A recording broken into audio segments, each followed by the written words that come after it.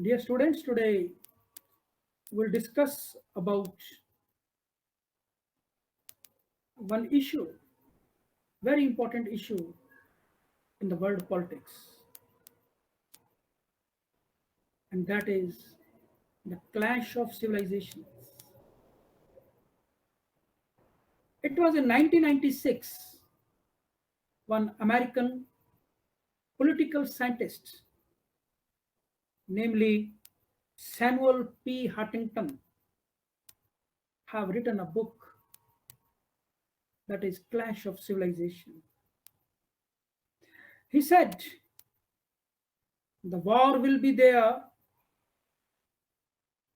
after the Cold War, and it will be a war for the religion and culture, and which is seen recently in Europe in some of the incidents. Yes, that's what he said, the clash of civilizations. Just a couple of days back, one country have a referendum in its country regarding the ban of some custom, some tradition related to their culture. 48.8% of the people were against the ban, and 51.2% of the people were in its favor. Percentage margin was very thin. Even then, the proposal was given the legal identity.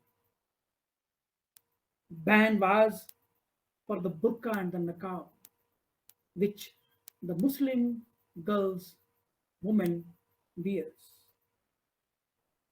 Now, women cannot have burqa and niqab at the public places. If they will do so, it will be illegal.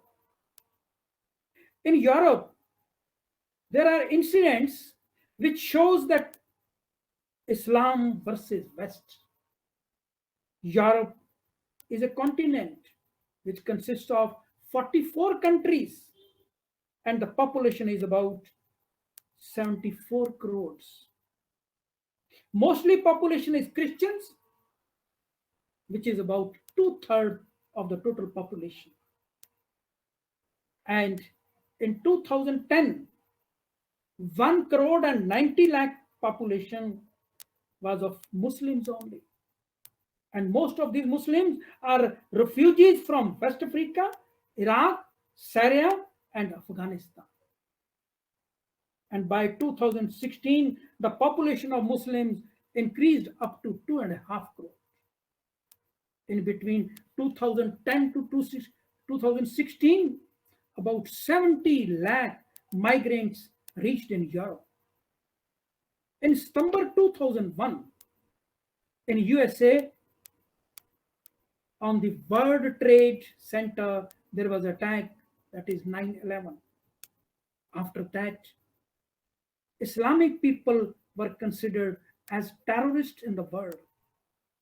And the definition of terrorism was given as the war between Islam and the Western world. Then came the cartoons episodes in Denmark and France. The cartoons of Prophet Muhammad Sahib were made, and like the Charlie Hebdo. In its retaliation, there were terror attacks in Europe, which frightened the people. And many governments started condemning the Islam as a threat to their nations. Few fundamentalists in Islam started asking for separate identity. In Europe, there was terrorism after the Arab Spring. Islamic State became active in Syria and Iraq. Some of the terrorists entered Europe as refugees. In Europe, governments started taking steps against the Islamic symbols. In 2004, in France, it was declared that no student or teacher can wear the hijab or niqab in the schools.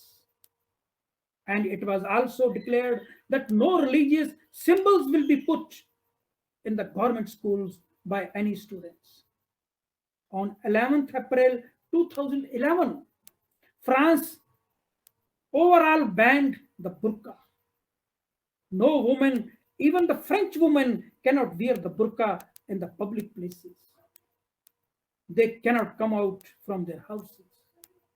At that time, the president of France was Nicolas Sarkozy, who also declared that burqa for women in France is unacceptable and it is threat to the security of the nation. After France, Austria, Belgium, Netherlands, Italy, Denmark, and Bulgaria also banned the burqa. In July 2014, this issue was raised in the European Court of Human Rights. But they also declare that the governments can ban the burqa. It doesn't lead to the violation of human rights. More countries started asking for the ban of burqa in Europe. In Switzerland, on 7th March 2021, burqa is banned through the referendum.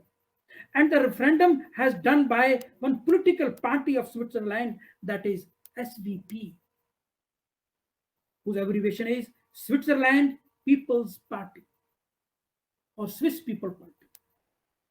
It is one of the right-wing party of Switzerland.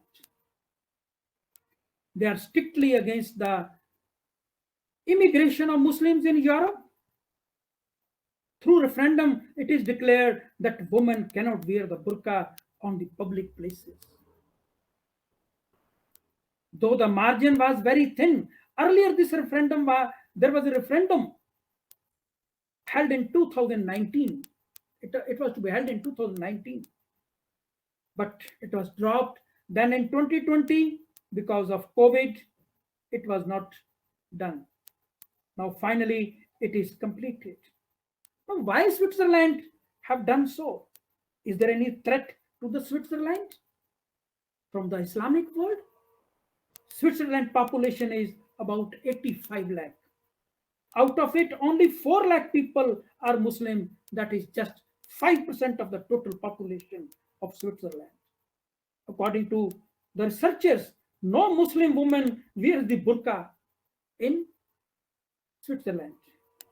According to Swiss records, only 30 women in Switzerland wear the niqabs or burqa. Now, there are 4 terms basically.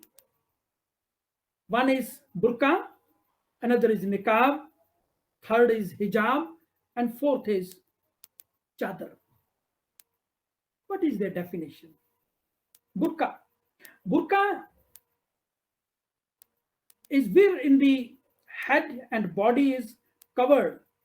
One net is there before the eyes so that woman can see while walking. Niqab covers only face, neck, and head, and eyes are not covered. The third is chadar. Chadar is a long coat covering the body, traditionally worn by the Iranian woman. The head is covered and the face is not covered. Then fourth is hijab. It's a scarf covering the head, ears, and the neck. The face remains visible. It is widely used in the Muslim world by the women. When only 30 women wears the niqab in Switzerland, then why the referendum is done in Switzerland? In Switzerland, actually, the burqa is worn by the tourists who comes from the Middle East in Switzerland. And now it is assumed that there will be less tourists from the Muslim world in Switzerland as burqa is banned in Switzerland. The government of Switzerland even protested against this referendum because it can harm their tourism.